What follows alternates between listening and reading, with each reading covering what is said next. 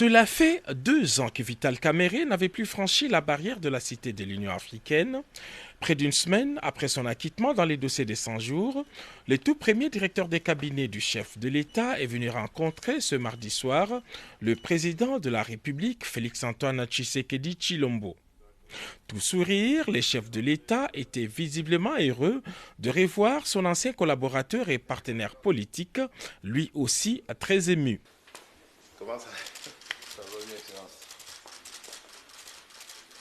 Ça va? Quelle émotion.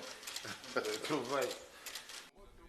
Décontractés, les deux personnalités ont eu un entretien de 2 heures et pour Vital Kamerhe, la parenthèse 100 jours est vite refermée.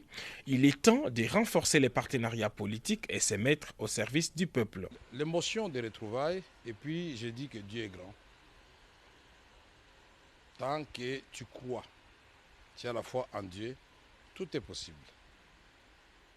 Et c'était aussi la joie de retrouver un partenaire politique. Ce sont là les premiers mots.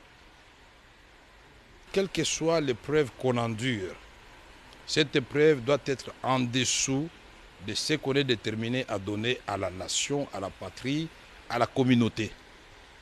C'est en cela que nous allons gagner. Si chacun de nous, et il y a rares qui n'ont pas connu d'épreuves dans leur vie, ils doivent minimiser ces épreuves-là et dire ce que j'ai à donner à la patrie est bien au-dessus des preuves endurées. Pour moi, j'ai appris beaucoup de choses en prison.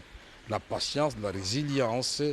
J'ai appris comment renforcer la foi en Dieu. Les Congolais veulent entendre Vital Kamerhe s'exprimer sur ce qui se passe à l'Est, votre fief naturel.